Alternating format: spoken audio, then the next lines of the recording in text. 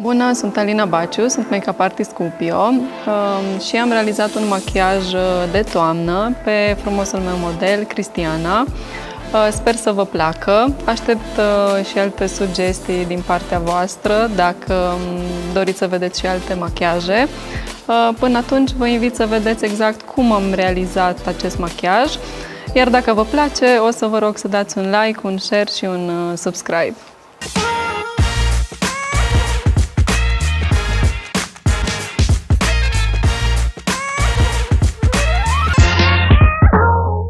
Aplicăm fondul de ten HD Ultimate nuanța Creamy Natural. Începem din centrul feței și mergem către exterior. Fondul de ten are acoperire medie, poate fi ușor spre mare, construibil, bineînțeles. Este o textură cremoasă și are un finish foarte natural.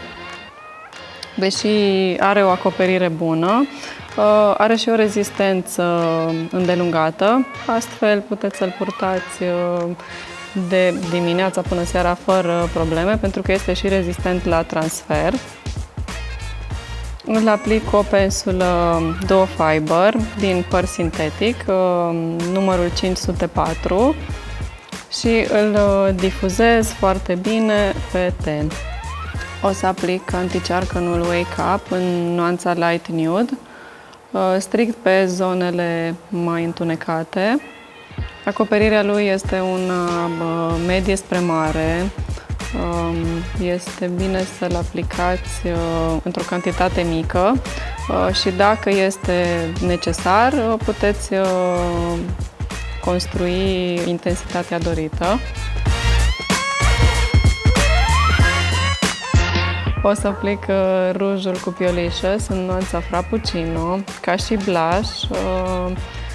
Îmi place personal foarte mult pentru că oferă un aspect mai natural decât un blush pudră și foarte sănătos, un aspect foarte sănătos tenului.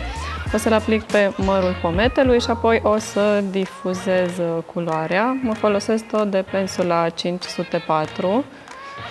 Cu care am aplicat și fondul de ten. Mișcările sunt foarte, foarte fine, nu trebuie să puneți presiune deloc. În caz contrar, riscați să rămâneți cu pete pe ten, care vor fi inestetice. Mie îmi place cu ce rămâne pe pensulă, fără să mai adaug produs, să vin și pe restul tenului și să aplic în anumite zone pentru mici detalii. Vom aplica pudra Soft Luminous în nuanța Light pe centrul feței, în mod special, pentru a fixa machiajul, fondul de ten mai exact, și anticearcănul. Pomeții o să încerc să-i las fără pudră pentru a avea un finish, un aspect cât mai natural. Mișcările folosite la aplicarea pudrei sunt de tapotare, nici de cum de tragere, pentru că riscăm să lăsăm urme de fire de păr. Deși eu aplic cu pensula 325, care este din păr de veveriță și este un păr foarte fin, și iar riscul de a rămâne urme este destul de mic.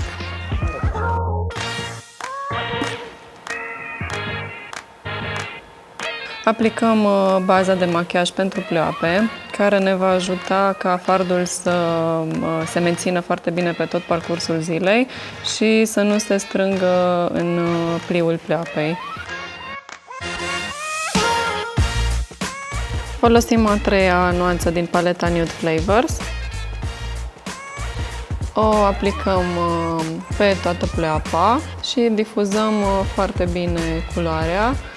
Folosesc pensula 703 din păr de veveriță pentru a obține un finish cât mai natural și fin. Mișcările sunt foarte fine, nu punem presiune niciodată. Continuăm cu următoarea nuanță din paletă și o să o aplic la baza genelor, după care difuzez ușor culoarea. Am ales să folosesc paleta Nude Flavors pentru că este o paletă cu tonuri în nuanțele de toamnă și se potrivește perfect cu look-ul pe care am decis să-l realizez astăzi. O să intensific machiajul la baza genelor și o să folosesc ultima culoare, cel mai închis maro din paletă. Cu pensula 702 voi aplica. Îl aplic strict la baza genelor și trag ușor către exterior. Okay? Același lucru o să fac și pe pleoapa inferioară. Vreau doar să intensific colțul exterior al ochiului.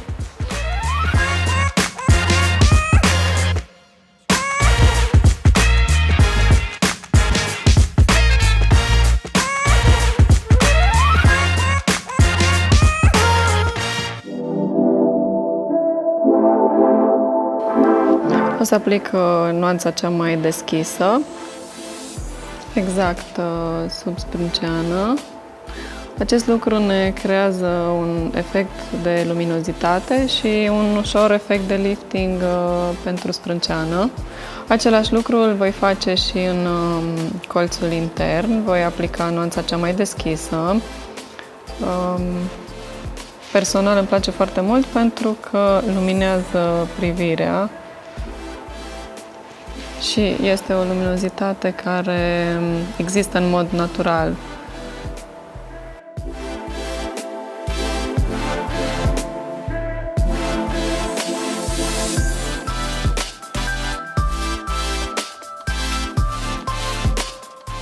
Aplic creionul în nuanța chocolate la baza genelor.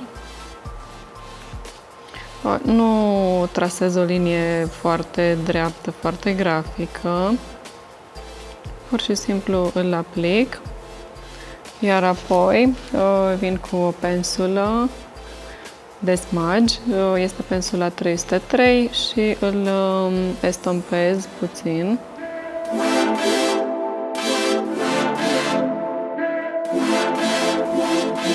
Prefer un creion maro pentru un machiaj de zi, pentru că nu este atât de intens și de dur cum este unul negru și conferă un look mai natural.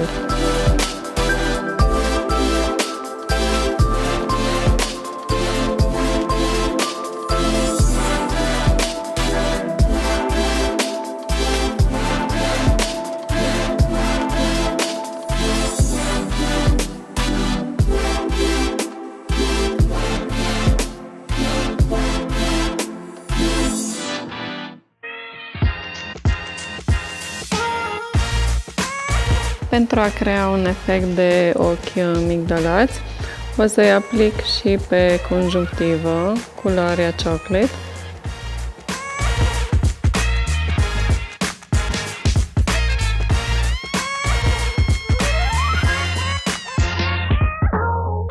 Aplic tușul lichid pentru sprâncene în nuanța taupe. Completez doar unde are mici goluri și efectiv trasez linii foarte, foarte fine. La fel cum spuneam la toate produsele, este important să nu puneți presiune.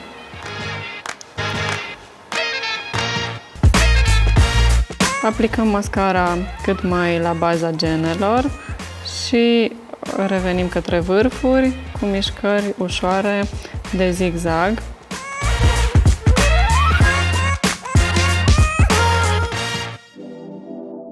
O să aplic genele Premium Silk, mărimea medie, pentru că vreau doar să-i ofer puțină intensitate și puțin volum genelor.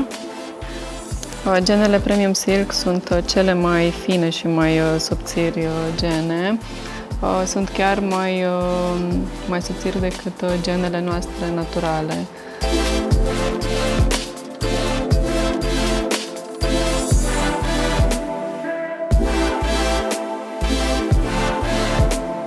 O să aplic nuanța de iluminator din paleta Skin Shades, exact pe punctul cel mai înalt al pometelui. Este un iluminator foarte, foarte fin și poate fi purtat cu ușurință într-un machiaj de zi cu zi.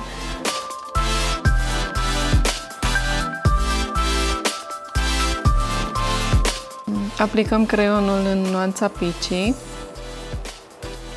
Pornim din centrul buzei, ne creăm direcția,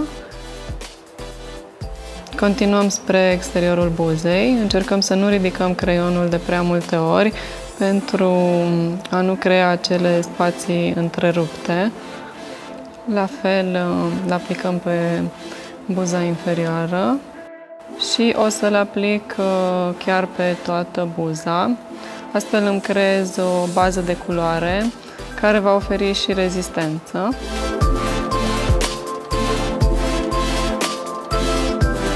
Aplicăm rujul în nuanța Frappuccino, tocmai pentru a avea exact aceeași tonalitate ca și în pomeți. După cum v-am arătat mai devreme, am aplicat tot acest ruj pentru a obține un efect foarte natural. Astfel am obținut un look monocromatic, foarte natural și purtabil pentru zi.